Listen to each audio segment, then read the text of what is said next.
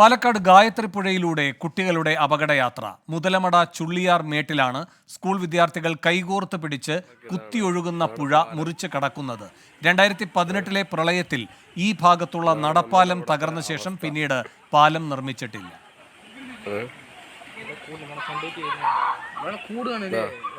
കുട്ടികളെത്തിയതും വെള്ളവും കൂടുണ്ട്.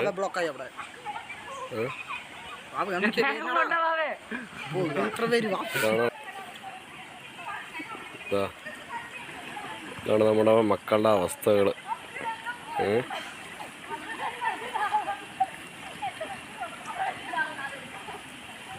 5 17 എത്ര കൊല്ലം കഴിഞ്ഞാൽ നമ്മുടെ ആൾക്കാർ അപകടം വന്നാലേ തിരുന്നുള്ളൂ. നിഖിൽ പ്രമേഷ് പാലക്കാട് നിന്ന് കൂടുതൽ വിവരങ്ങളുമായി ചേർന്നു. നിഖിൽ, എന്തൊക്കെയാണ് വിവരങ്ങൾ?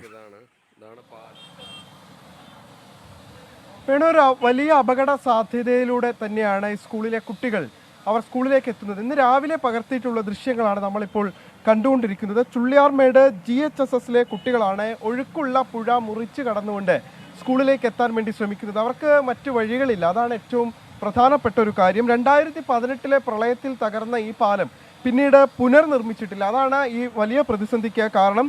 4 കിലോമീറ്റർ ചുറ്റിയുള്ള യാത്ര ഒഴിവാക്കുന്നതിന് വേണ്ടിയാണ് കുട്ടികൾ ഇങ്ങനെ പരസ്പരം കൈ പിടിച്ച് പുഴ മുറിച്ച് കടക്കാനുള്ള ശ്രമങ്ങൾ നടത്തിക്കൊണ്ടിരിക്കുന്നത്. ഇതിൽ സംഭവിക്കുന്ന ഒരു അപകടം എന്ന് പറയുന്നത്, ഒരു കുട്ടി വീണ് കഴിഞ്ഞാൽ മറ്റുള്ള കുട്ടികളും ഈ വെള്ളത്തിലേക്ക് വീണു പോകുന്ന സാഹചര്യം ഉണ്ടാകും.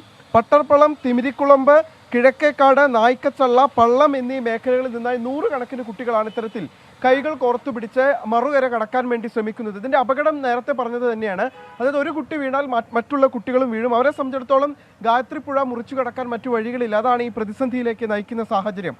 എന്തായാലും ഈ അപകടകരമായ യാത്ര അവസാനിപ്പിക്കണം, അതിനൊരു ശാശ്വത പരിഹാരം കാണണം എന്നുള്ള ആവശ്യമാണ് പ്രദേശവാസികളായിട്ടുള്ള ആളുകൾ ഇപ്പോൾ ഉന്നയിക്കുന്നത്. വേണു, നിഖിൽ, ഈ സ്കൂൾ അധികൃതർക്ക് അറിയുന്ന കാര്യമാണോ ഇതെല്ലാം? അവരുടെ പ്രതികരണം കിട്ടിയിട്ടുണ്ടോ?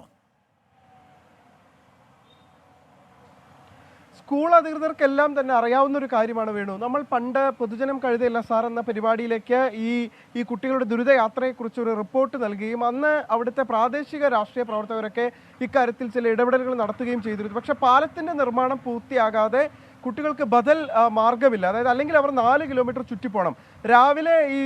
അതിരാവിലെ വീട്ടിൽ നിന്ന് സ്കൂളിലേക്ക് എത്തേണ്ടുന്ന കുട്ടികൾക്ക് മറ്റു വഴികൾ തേടുക അസാധ്യമാണ്. കാരണം ഇത്രയധികം കറങ്ങി പോവുക എന്നുള്ളത് അവരെ സംബന്ധിച്ചിടത്തോളം ബുദ്ധിമുട്ടായിരിക്കും. അതാണ് ഈ അപകടകരമായ യാത്ര തന്നെ തിരഞ്ഞെടുക്കാൻ അവരെ പ്രേരിപ്പിക്കുന്നത്. പല കുട്ടികളുടെയും രക്ഷിതാക്കൾ അടക്കം എത്തിയാണ് കുട്ടികളെ പുഴ മുറിച്ച് കടക്കാൻ വേണ്ടി സഹായിക്കുന്നത്. പക്ഷേ ജോലിക്കും മറ്റും പോകാനുള്ള തിരക്ക് മൂലം പലപ്പോഴും രക്ഷിതാക്കൾക്ക് അതിന് കഴിയാതെ വരുന്ന സാഹചര്യം കൂടിയുണ്ട്. അതാണ് പ്രതിസന്ധിയാകുന്നത്. എന്തായാലും ഈ അപകടകരമായ യാത്ര നിർത്തിയേ മതിയാവൂ, ഒഴിവാക്കിയേ മതിയാവുക. കാരണം ആ വീഡിയോയിൽ പറയുന്നത് പോലെ തന്നെ ഒരു അപകടം ഉണ്ടായതിനു ശേഷം നമ്മൾ അതിനെക്കുറിച്ച് ഓർത്ത് വിലപിച്ചിട്ട് കാര്യമില്ല. അത് ഒഴിവാക്കാൻ. നിഖിൽ പ്രമേഷാണ് പാലക്കാട് വിവരങ്ങൾ നൽകിയത്.